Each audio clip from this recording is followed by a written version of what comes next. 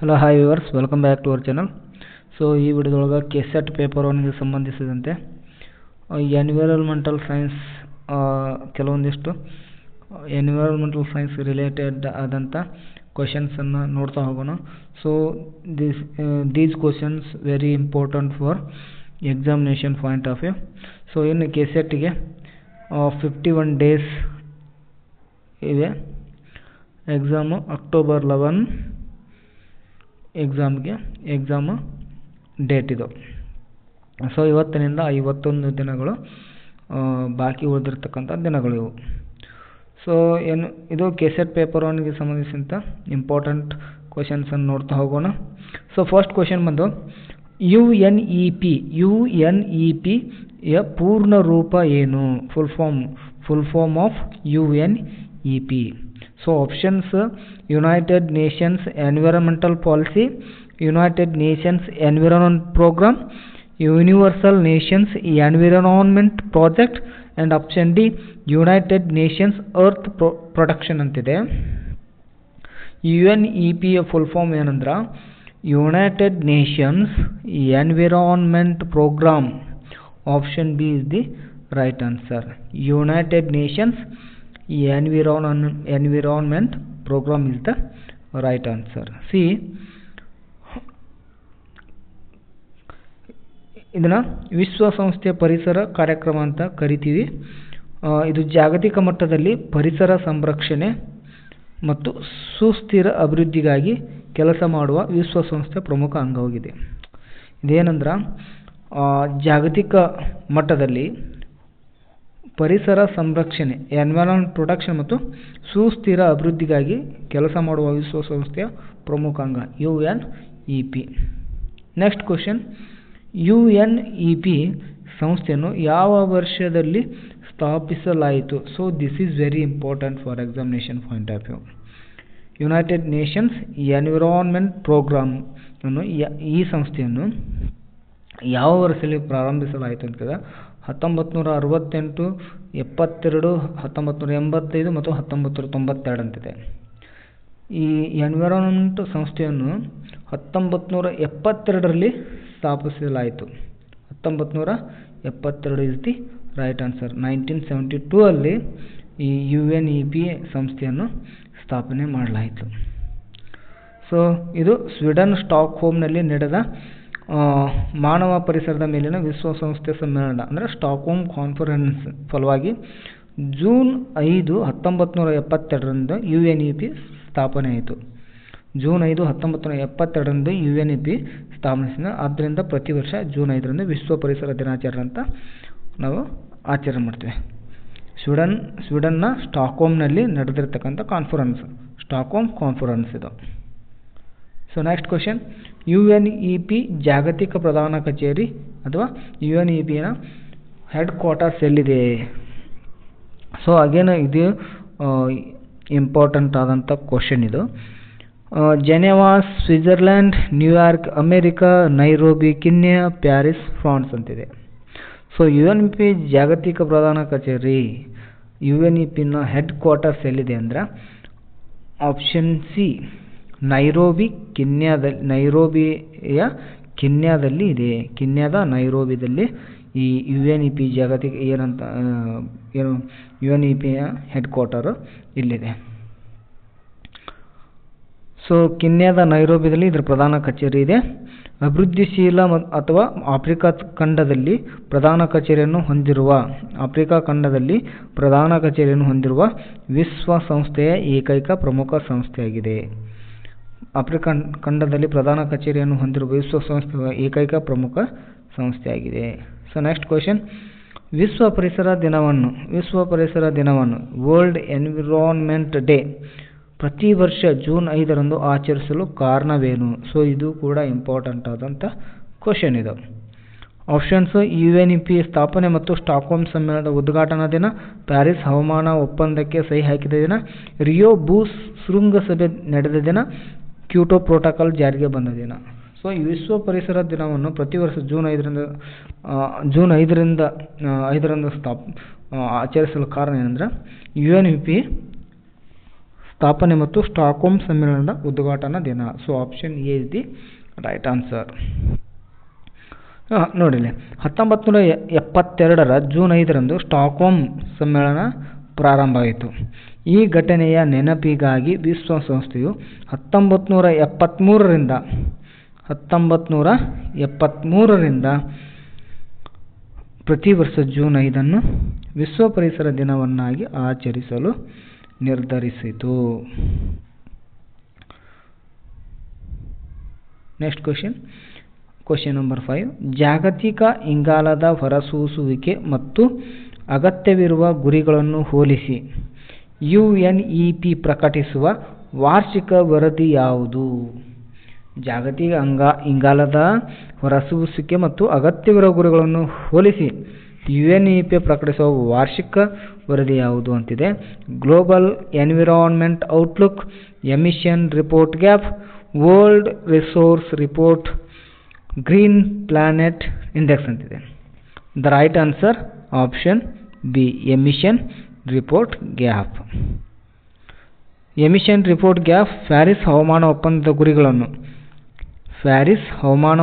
ಗುರಿಗಳನ್ನು 1.5 degree Celsius ತಾಪಮಾನ ನಿಯಂತ್ರಣ ತಲುಪಲು ಜಾಗತಿಕವಾಗಿ ಎಷ್ಟು ಇಂಗಾಲದ ಹೊರಸೂಸುವಿಕೆಯನ್ನು ಕಡಿಮೆ ಮಾಡಬೇಕು ಮತ್ತು ಪ್ರಸ್ತುತ ದೇಶಗಳು ಎಷ್ಟು ಮಾಡುತ್ತಿವೆ ಎಂಬ ಅಂತರವನ್ನು ತೋರಿಸುತ್ತದೆ. So next question. UNEP ನೀಡುವ ಅತ್ಯುನ್ನತ ಜಾಗತಿಕ ಪರಿಸರ ಪ್ರಶಸ್ತಿ ಯಾವುದು? UNEP ನೀಡುವ ಅತ್ಯುನ್ನತ ಜಾಗತಿಕ ಪರಿಸರ ಪ್ರಶಸ್ತಿ ಯಾವುದು? Global earth prize, champions of the earth, green planet award, environment excellence award ಅಂತಿದೆ. ಇಲ್ಲಿ ಸರಿಯಾದ ಉತ್ತರ option B, champions of the earth. ಪರಿಸರ ಸಂರಕ್ಷಣೆ, ಮಾಲಿನ್ಯ ನಿಯಂತ್ರಣ ಮತ್ತು ಸುಸ್ಥಿರ ನೀತಿಗಳನ್ನು ಜಾರಿಗೆ ತಂದ ವ್ಯಕ್ತಿಗಳು, ನಾಯಕರು ಮತ್ತು ಸಂಸ್ಥೆಗಳಿಗೆ UNEP ಪ್ರತಿ ವರ್ಷ ಈ ಚಾಂಪಿಯನ್ಸ್ ಆಫ್ ದಿ ಅರ್ತ್ ಪ್ರಶಸ್ತಿಯನ್ನು ನೀಡುತ್ತದೆ. So next question number 7. Ozone ಪದರದ ರಕ್ಷಣೆಗೆ ಸಂಬಂಧಿಸಿದ ಯಾವ ಒಪ್ಪಂದದ ಸಚಿವಾಲಯದ ಉಸ್ತುವಾರಿಯನ್ನು UNEP ವಹಿಸಿದೆ? ಓಝೋನ್ ಪದರದ ಸಂರಕ್ಷಣೆಗೆ ಸಂಬಂಧಿಸಿದ ಯಾವ ಒಪ್ಪಂದದ ಸಚಿವಾಲಯದ ಉಸ್ತುವಾರಿಯನ್ನು UNEP ವಹಿಸಿದೆ? ಪ್ಯಾರಿಸ್ ಒಪ್ಪಂದ, ಮಾಂಟ್ರಿಯಲ್ ಪ್ರೋಟೋಕಾಲ್, ಕ್ಯೋಟೋ ಪ್ರೋಟೋಕಾಲ್ ಮತ್ತು ಗ್ಲಾಸ್ಗೋ ಒಪ್ಪಂದ ಅಂತಿದೆ. The right answer option B, Montreal protocol. So 1987ರ ಮಾಂಟ್ರಿಯಲ್ ಪ್ರೋಟೋಕಾಲ್ ಓಝೋನ್ ಪದರವನ್ನು ನಾಶಪಡಿಸುವ CFC ಯಂತಹ ರಾಸಾಯನಿಕಗಳನ್ನು ನಿಯಂತ್ರಿಸುತ್ತದೆ. ಇದರ ಆಡಳಿತಾತ್ಮಕ ಓಝೋನ್ ಸೆಕ್ರೆಟರಿಯೇಟ್ UNEP ಅಡಿಯಲ್ಲಿ ಕಾರ್ಯನಿರ್ವಹಿಸುತ್ತದೆ. Next question number 8. ಪಾದರಸದ ವಿಷಕಾರಿ ಮಾಲಿನ್ಯವನ್ನು ತಡೆಯಲು UNEP ಆಶ್ರಯದಲ್ಲಿ ರೂಪುಗೊಂಡ ಒಪ್ಪಂದ ಯಾವುದು? ರಾಮ್ಸರ್ ಒಪ್ಪಂದ, ಮೀನಮಾಟ ಒಪ್ಪಂದ, ಬೇಸೆಲ್ ಒಪ್ಪಂದ ಮತ್ತು ರೋಟರ್ಡ್ಯಾಮ್ ಒಪ್ಪಂದ ಅಂತಿದೆ. The right answer option B, Minamata ಒಪ್ಪಂದ.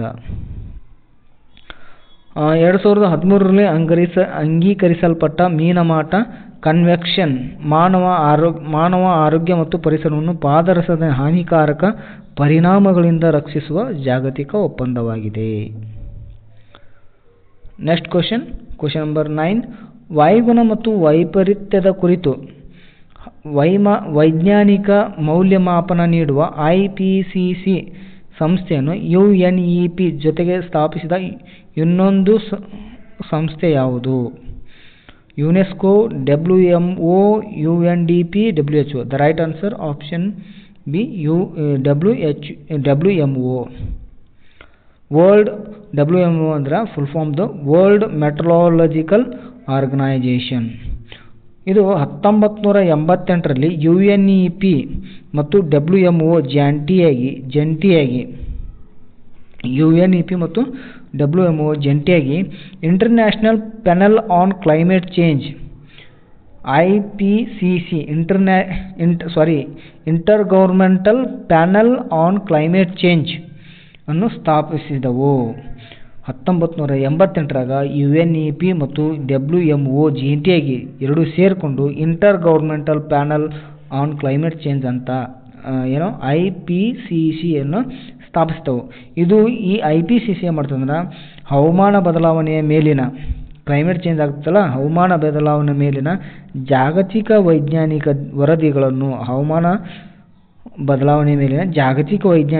ವರದಿಗಳನ್ನು ನೀಡುತ್ತದೆ. ಈ IPCCಯನ್ನು UNEP ಮತ್ತು WMO ಜಂಟಿಯಾಗಿ ಈ IPCCಯನ್ನು ಸ್ಥಾಪನೆ ಮಾಡ್ತವೆ. ಈ IPCC ಏನು ಮಾಡ್ತದೆ ಅಂದ್ರೆ ಹವಾಮಾನ ಬದಲಾವಣೆ ಮೇಲಿನ ಜಾಗತಿಕ ವೈಜ್ಞಾನಿಕ ವರದಿಗಳನ್ನು ನೀಡುತ್ತದೆ. So next question number 10. ಅಳಿವಿನಂಚಿನಲ್ಲಿರುವ ಎಂಡೇಂಜರ್ಡ್ ಸ್ಪೀಸೀಸ್ ವನ್ಯಜೀವಿಗಳ ಜಾಗತಿಕ ವ್ಯಾಪಾರವನ್ನು ನಿಯಂತ್ರಿಸುವ CITES ಒಪ್ಪಂದದ ಸಚಿವಾಲಯ ಯಾವುದು? IUCN, WWF, UNEP ಮತ್ತು UNESCO. The right answer option C, UNEP. CITES ಅಂದರೆ convention on international trade in endangered species of wild fauna and flora ಒಪ್ಪಂದದ ಸಚಿವಾಲಯವನ್ನು UNEP ನಿರ್ವಹಿಸುತ್ತದೆ. ಇದರ ಪ್ರಧಾನ ಕಚೇರಿ ಎಲ್ಲಿದೆ ಅಂದರೆ ಸ್ವಿಟ್ಜರ್ಲ್ಯಾಂಡ್ನ ಜೆನೆವಾದಲ್ಲಿದೆ. ನೆಕ್ಸ್ಟ್ ಕ್ವಶನ್, ಪರಿಸರದ ಪ್ರಸ್ತುತ ಸ್ಥಿತಿಗತಿಯನ್ನು ಕುರಿತು UNEP ನಿಯತಕಾಲಿಕವಾಗಿ ಪ್ರಕಟಿಸುವ ಸಮಗ್ರ ವರದಿ ಯಾವುದು? Global environment outlook, earth today, world environment state, planet review ಅಂತಿದೆ. The right answer option A, global environment outlook. Global environment ಔಟ್ಲುಕ್ಕನ್ನು GOE ಅಂತ ಕರೀತಾರೆ. ಈ ವರದಿಯು GEO ವರದಿ ಪ್ರಪಂಚದ ಗಾಳಿ, ನೀರು, ಜೀವ ವೈವಿಧ್ಯತೆ ಮತ್ತು ಹವಾಮಾನದ ಪ್ರಸ್ತುತ ಪರಿಸ್ಥಿತಿ ಹಾಗೂ ಭವಿಷ್ಯದ ಸವಾಲುಗಳನ್ನು ಕುರಿತು ಪ್ರಕಟವಾಗುವ ಪ್ರಮುಖ ವರದಿಯಾಗಿದೆ. ನೆಕ್ಸ್ಟ್ ಕ್ವಶನ್, ಜೈವಿಕ ವೈವಿಧ್ಯತೆಯ ಸಮಾವೇಶ CBD convention on biological diversity ಯಾವ ಶೃಂಗಸಭೆಯಲ್ಲಿ ಜಾರಿಗೆ ಬಂದಿದೆ? ಸೊ ಇದು ಕೂಡ ಇಂಪಾರ್ಟೆಂಟ್ ಆದಂಥ ಕ್ವಶನ್ ಇದು. 1972 ಸ್ಟಾಕ್ಹೋಮ್ ಸಮ್ಮೇಳನ, 1992 ರಿಯೋ ಅರ್ತ್ ಶೃಂಗಸಭೆ, 1997 ಕ್ಯೋಟೋ ಸಮ್ಮೇಳನ, 2015 ಪ್ಯಾರಿಸ್ ಶೃಂಗಸಭೆ. The right answer option B, 1992 Rio earth ಶೃಂಗಸಭೆ.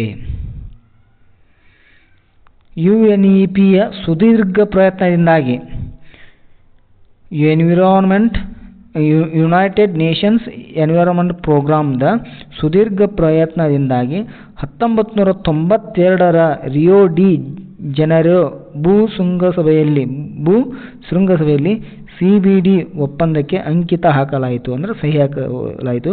ಇದು ಜೀವ ವೈವಿಧ್ಯತೆಯ ರಕ್ಷಣೆಗೆ ಬದ್ಧವಾಗಿದೆ. So these are the important questions KSET paper 1ಗೆ. ಇನ್ನು ಯಾರೆಲ್ಲ ಚಾನಲನ್ನು ಲೈಕ್ ಮಾಡಿಲ್ಲ, ಶೇರ್ ಮಾಡಿಲ್ಲ ಮತ್ತು ಸಬ್ಸ್ಕ್ರೈಬ್ ಮಾಡಿಲ್ಲ ಮಾಡಿಕೊಳ್ಳಿ ಅಂತ ಹೇಳ್ತಾ ಬೇಗ 10K ಪೂರೈಸಿ. Thank you.